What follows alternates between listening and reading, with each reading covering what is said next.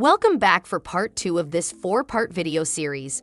In part 1, we talked about the legislation governing landlords' maintenance obligations. More specifically, we covered Section 20 of the Residential Tenancies Act, RTA. It is worth a deeper dive to really understand the intent and application of the legislation.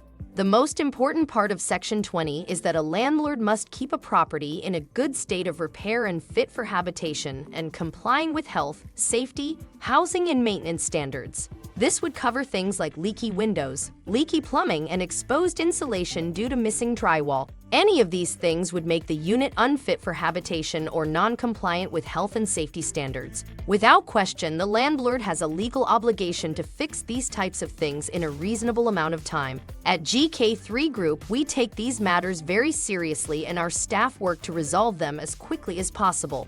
For other types of maintenance requests that are cosmetic or not breaching any standards, the landlord does not have any obligations to repair. For example, if a tenant wants to have their laminate floors replaced to a more modern color, or if they want their unit painted based solely on color preference, Section 20 of the RTA would not apply. Of course, you can always talk to your landlord about any requests you have, and these types of elective repairs might get done. The point we are making here is that there is no legal obligation.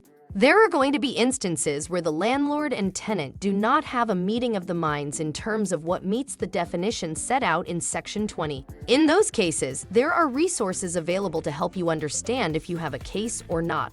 In Part 3 of this series, we will cover what steps you can take to ascertain whether you have a valid breach of Section 20 or not. It is not always simple to figure out. However, it is important to remember that open and respectful communication between the landlord and tenant should always be the first step to resolve maintenance issues. And in our experience, utilizing formal recourse mechanisms is generally not necessary. It is always our attempt to resolve things as quickly and efficiently as possible and be open-minded to the tenant's concerns.